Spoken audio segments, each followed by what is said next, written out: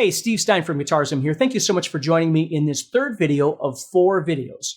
Now, these videos are intended to try and help you maybe think a little bit differently about your approach to soloing, or if you've never soloed before, to give you some insight on some elements that are really important. And I'm also making these videos, of course, to celebrate the launch of my new guitar course, Guitar Solos Made Easy 2.0, which is a new course.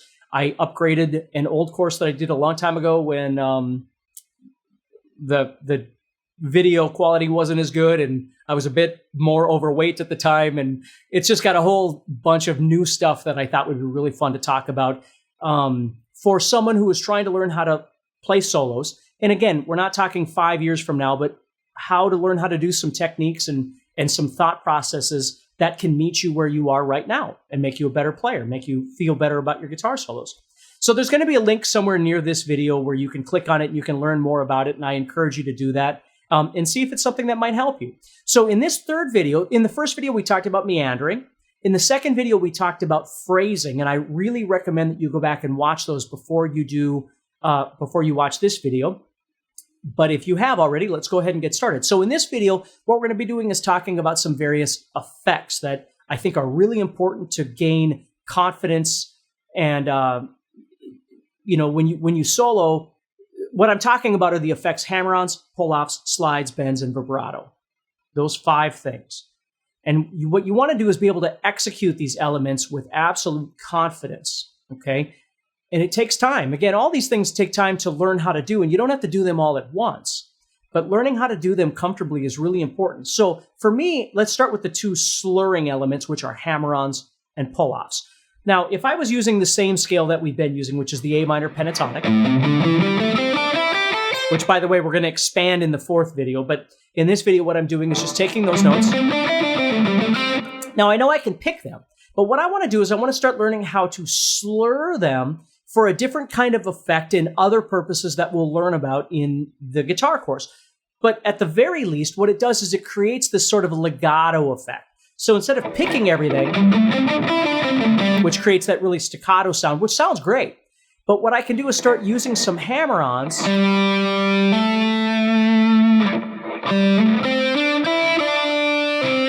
or pull-offs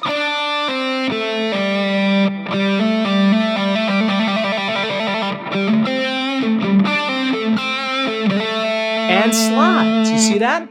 Now, when I was younger, sliding meant I was moving from some position to another position, or I was moving from the lower part of the guitar to the higher part, or whatever it might be. That's what sliding was to me, and it's still an element, don't get me wrong. I definitely do that. So if I was, it gets me from lower down to higher up, or whatever it might be.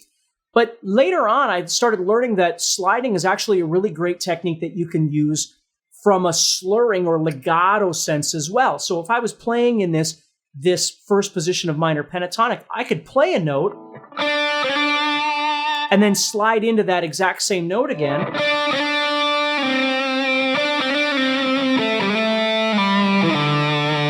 You see, to move around in between the notes that are here, instead of moving to other positions,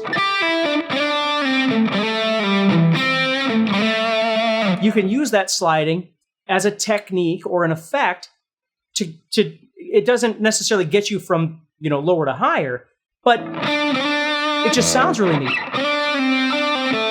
And then I can use my hammer-ons or my pull-offs.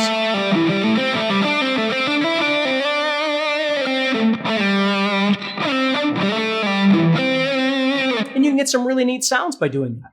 Okay, now again, I'm going to go into much greater detail in that in the guitar course if that's something you're interested in. And if not, it's cool. Just you want to try and study these things and really get a mastery of being able to execute them so they sound good, right? That's one of the most important things. It isn't, what I've learned about teaching and playing and all these different things is sometimes it isn't this grand thing that's going to change your life. It's sometimes just small things that you learn how to do better, right?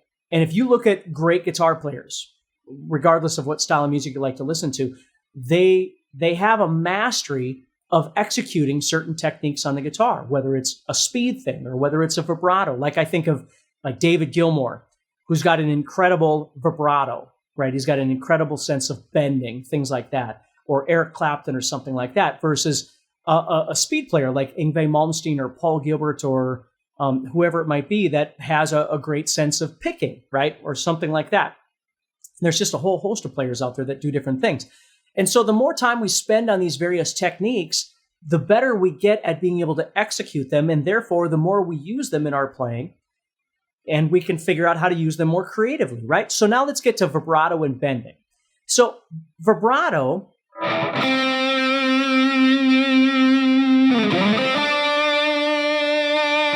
Now, vibrato can be done a lot of different ways, but what I think about with vibrato is that when you do a vibrato, you should do it with control. Like, don't have your vibrato be way too, fast and all this sort of thing. And, a lot of times there's different ways to do it. So please understand that my way isn't the only way. There's lots of ways to do these things. But the way I execute a vibrato is that I'll grab onto the guitar. Let's say I'm going to the 5th fret of the 3rd string. And what I'm doing is I'm actually touching down here against the bottom of the guitar. So I can use my wrist like I'm opening a doorknob to control how wide and how fast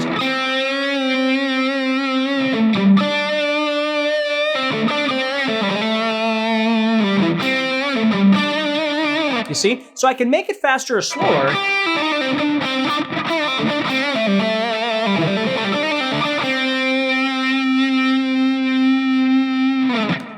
And so depending on the circumstance I find myself in, or the jam that I'm doing, or the style of music that it is, I might change up that vibrato. But I have the control because I can decide how much I want to widen it or speed it up or slow it down or whatever the case may be.